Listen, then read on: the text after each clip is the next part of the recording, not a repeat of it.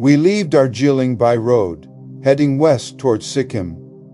The journey begins quietly, moving through tea plantations just outside town. Neatly trimmed rows of tea bushes roll across the hillsides, shaped by hand and maintained over generations. This landscape is unmistakably Darjeeling, orderly, cultivated, and closely tied to the long history of tea in these hills. Not long after leaving the tea country, we make our first stop.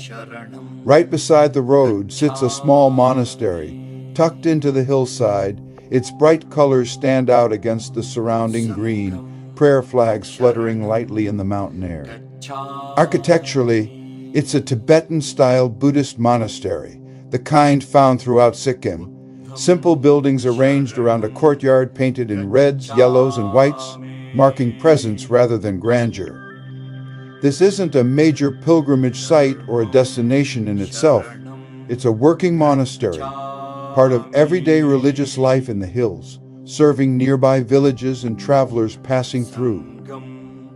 Monasteries like this are woven quietly into the geography of Sikkim. They're places people stop at without ceremony, sometimes to light a lamp, sometimes just to sit for a moment before continuing on.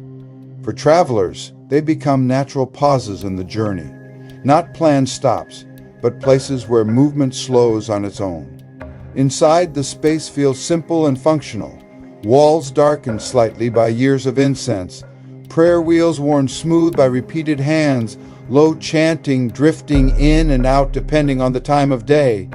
There's no sense of performance here, only continuity. What stands out is how naturally these monasteries belong to the landscape. They don't dominate their surroundings. They settle into them, built at bends in the road, on quiet slopes, beside rivers and forests.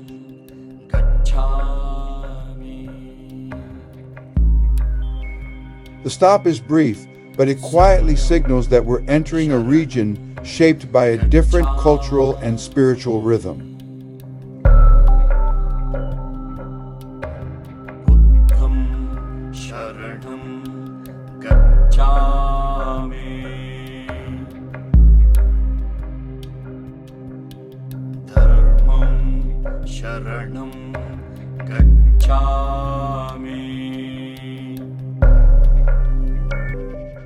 For us, this brief stop becomes an early introduction to Sikkim itself.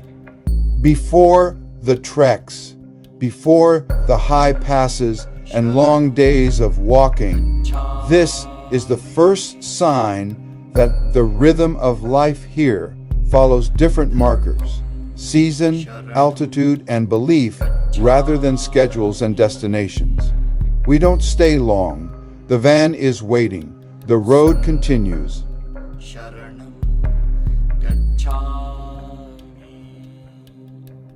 Back in the van, we continue west.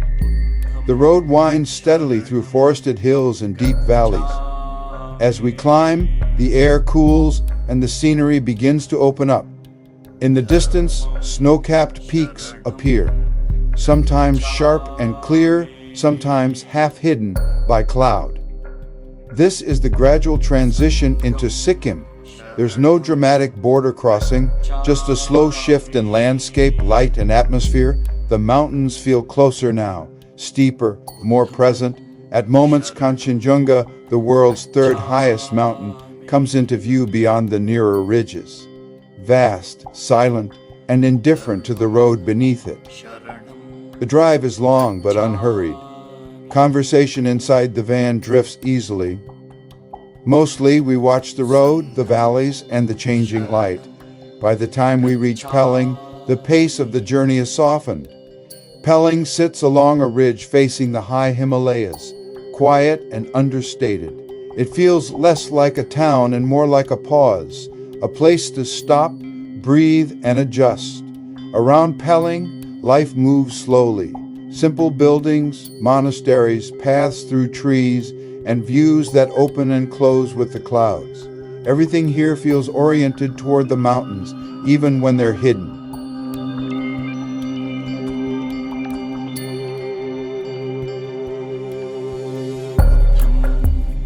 Sharanam gacchami.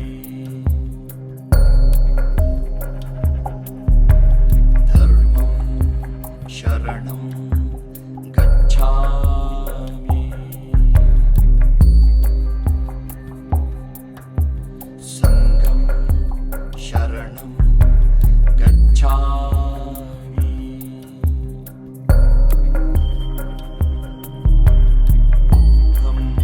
Sharanam gacchami.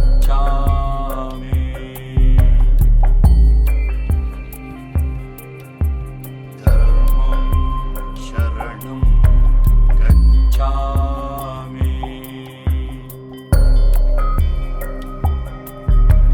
Sangham sharanam gacchami.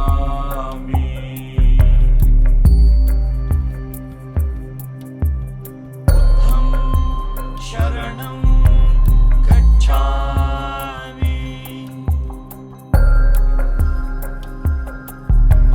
Dharmam sharanam gacchami. Sangham sharanam gacchami.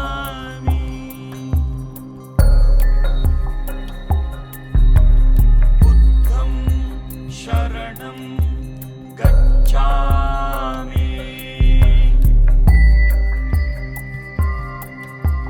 Dharmam.